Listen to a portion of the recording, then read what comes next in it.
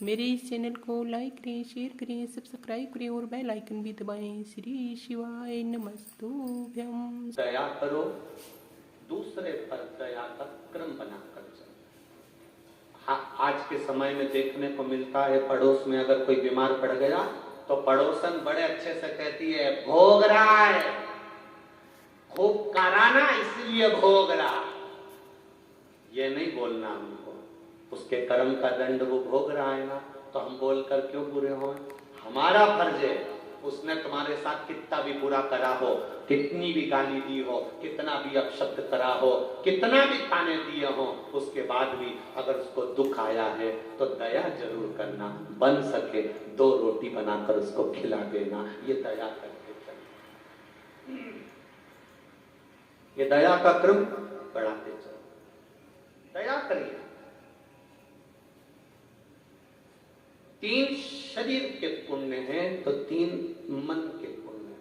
3 इस आत्मा के, मन के पुण्य। पहले नंबर पर दया करो।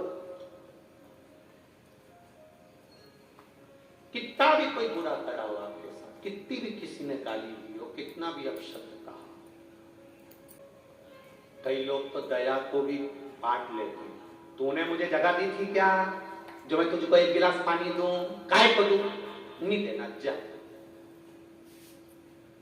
तू तेरी गाड़ी में मेरे को लेकर गई थी कथा सुनने, बस आज से तो तू बस मेरे से बात ही मत कर। अब मालूम पड़े उसको थोड़ा सा दिक्कत आ गई, तकलीफ आ गया, कष्ट आ गया, तू अपनी गाड़ी से जा रही थी, उसकी गाड़ी खराब हो गई, दया दिखा दो। वो नहीं ले गई ना बिठा के, कोई बात नहीं। उसने नहीं बिठाया ना, कोई बात नहीं। उसने आड़ा टेढ़ा कह दिया ना, कोई बात नहीं। अपन अपना फर्ज क्यों छोड़, अपन अपना कर्म क्यों छोड़। मन का दूसरा पुण्य है लोभ का त्याग करना। मन का तीसरा पुण्य है श्रद्धा रखना। आपका भीतर श्रद्धा ही नहीं है और आप मंदिर में जाकर बैठ गए, विश्वास ही नहीं है, मंदिर में जाकर बैठ गए तो उसका कोई फायदा नहीं, कोई लाभ नहीं। अगर आपकी श्रद्धा, आपका विश्वास प्रबल है तो परमात्मा को भी मिलने में देरी नहीं लगेगी। ध्यान देना। तुमरुका जी पार्वती जी को ज्ञान उपदेश देते।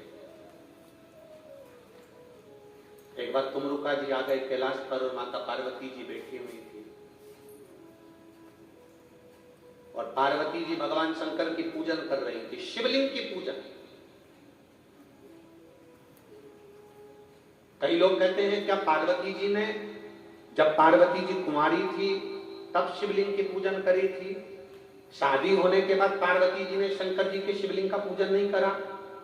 नहीं महाराज, शिव महापुराण की कथा कहती है, लिंग पुराण की कथा कहती है, पार्वती जी कुंवारी थी तब भी शिवलिंग का पूजन करती थी और पार्वती जी का मंगल विवाह हो गया, उसके बाद भी एकांत में शिवलिंग बनाकर माता पार्वती जी उसका पूजन करती थी। एकांतेश्वर महादेव। दिखावे से दूर, दिखावे से दूर। तुम मंदिर में गई, हाथ से कपड़ा ले गई, पोछा लगा रही हो और तुम सोचो कि मुझे 4 लोग देखें कि मैं मंदिर में पोछा लगा रही हूं, मैं मंदिर में झाड़ू लगा रही हूं, मैं सेवा करती हूं, मैं मंदिर में आती हूं, आरती करती हूं, मैं मंदिर संभालती हूं, मैं मंदिर में आकर अगर झाड़ू नहीं लगाऊं तो कोई नहीं लगाएगा, मैं मंदिर में आकर पोछा नहीं लगाऊं तो कोई नहीं लगाएगा। ये भ्रम है हमारा, इस भ्रम में, ये भ्रम है।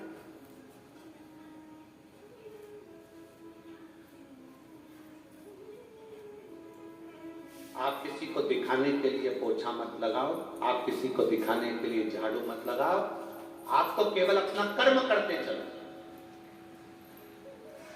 दिखावे से दूर। तुमरुका जी जब माता पार्वती जी को देखे, मां जगतजननी पार्वती जी सेवा में लगी थी और उनके साथ में जितनी सखियां थी वो पार्वती जी की सेवा की, पूजन की बड़ाई कर रही है। वाह वाह वाह वाह। पार्वती तू बड़ी सुंदर सेवा करती है, पार्वती तू बड़ी प्यारी पूजन करती है, पार्वती तू भगवान शंकर की बहुत सुंदर आराधना करती है, पार्वती तो शंकर जी का बहुत सुंदर श्रृंगार करती है। सखियां आपस में जितनी बैठी थी वो सारी की सारी पार्वती जी की कीर्ति की बड़ाई कर रही है। मंदिर में बैठकर आप एक दूसरे की बड़ाई कभी मत करना।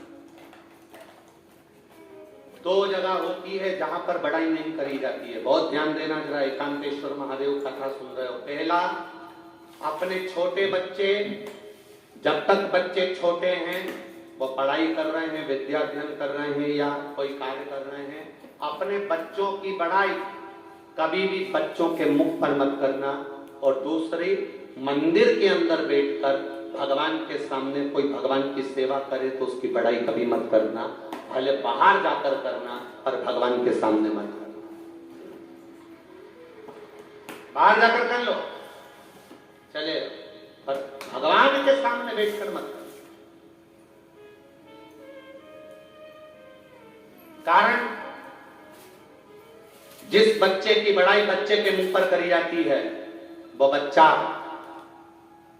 अगली बार नंबर नहीं मार पाता, उसको लगने लगता है कि मेरे बराबर कोई नहीं, मेरे बराबर कोई नहीं, तो बच्चा अगला नंबर नहीं लगा पाता, अव्वल नहीं निकल सकता, आगे नहीं बढ़ा।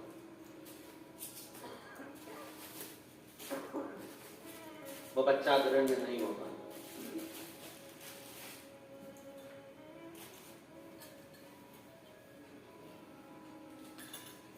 और जिस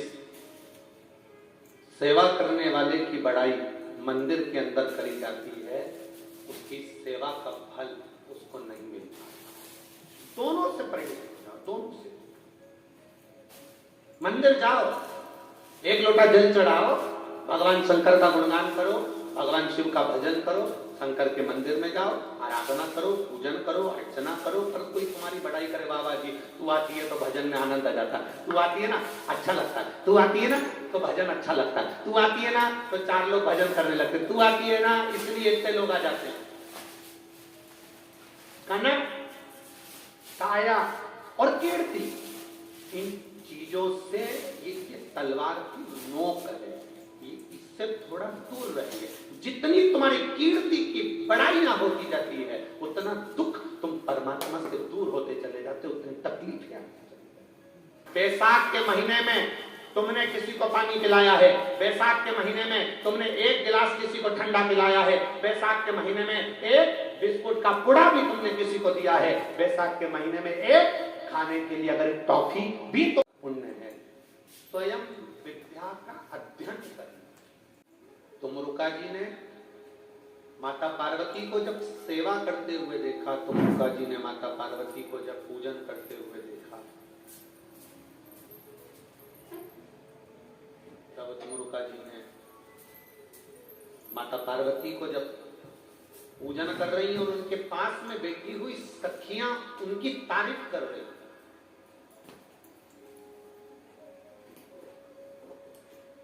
तुमरुका जी को ठीक नहीं लगा और तुमरुका जी प्रणाम कर कर, नमन कर कर, दंडवत कर कर, साष्टांग कर कर वहां से चल दी। ध्यान देना जरा कथा पर, जब तुमरुका जी वहां से चले गए तब माता पार्वती के मन में एक भाव जागृत हुआ कि आखिर तुमरुका जी यहाँ से प्रणाम कर कर, दंडवत कर कर, नमन कर कर चले क्यों गए, जरा मालूम तो करो।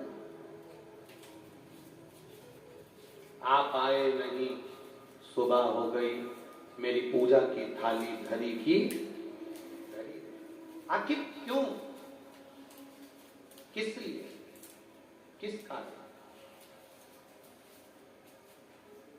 कभी कभी आप भी विचार करा करो, पशुपति व्रत करे आपने, शंकर भगवान को एक लोटा जल चढ़ाया, रोज भगवान से प्रार्थना करी, फिर भी भगवान हमारी क्यों नहीं सुनता? आखिर गलती क्या हो रही है? ऐसी कौन सी गलती है जो बाबा हमारी सुन नहीं रहा? आपको मालूम पड़ेगा कि कहीं मंदिर में हमारी कोई, हमारे भगवान के सामने हमारी प्रशंसा तो नहीं कर रहा। कहीं भगवान की सेवा करते करते हमारे भीतर अहंकार तो प्रकट नहीं हो गया?